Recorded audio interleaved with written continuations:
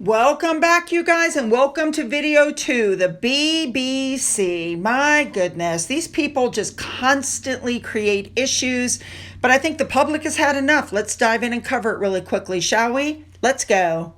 You know, I want to say this surprises me, but it doesn't because of all the things that have happened in the past, but let's just cover this. The BBC covered Catherine's cancer diagnosis. You know, she put out that video, that very heartfelt video. And apparently they have received complaints because they were excessive in their coverage and insensitive. The BBC has definitely had its issues through the years. You remember this guy? This is Martin Bashir, the man who made up things to give to Princess Diana to fuel her paranoia to get her to give an interview. How about Danny Baker, who was fired by the BBC over a tweet that he put up, which he claimed was a joke, and he admitted that it was very stupid and unthinking, but BBC fired him. And who can forget Amol Prajan? He's an Indian-born British journalist who did that, special, The Prince and the Press.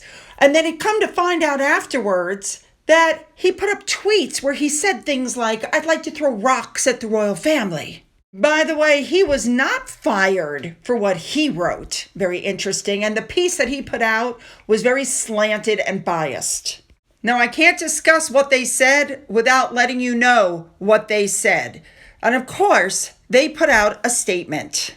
I'm quoting, "We broadcast in full the highly personal video message from the Princess of Wales in which she spoke directly to the public about her cancer diagnosis. Our coverage reflected the significance of the story and the outpouring of support for the princess from around the globe.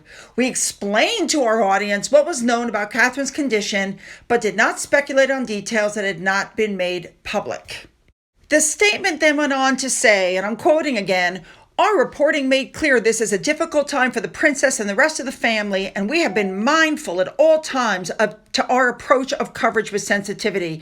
We examined the intense speculation there had been in the preceding weeks about the princess's health, and we also reported on Catherine's request for privacy and detailed the statement from Kensington Palace regarding the princess having the right to privacy in relation to her medical issues.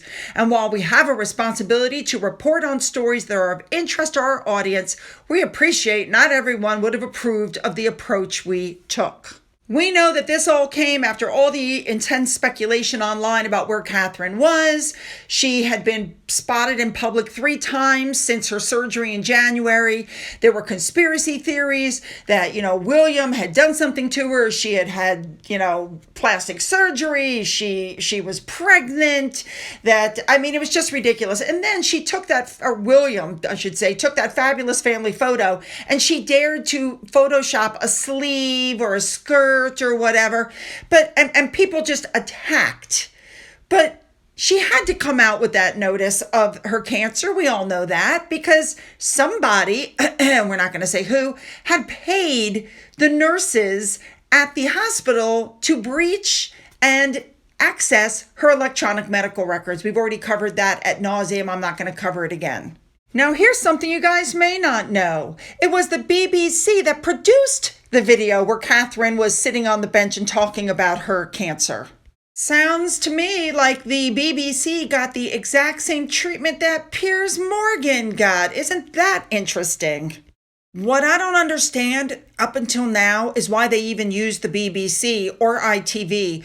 Why didn't they hire their own person to come in and do the video message? I don't understand why they would even have to use the BBC after what the BBC did. It just seems to me that for them, it's all about the ratings. Now, obviously, they're a national UK broadcaster. It's my understanding you only have a choice of BBC and ITV, which I think is highly unfair.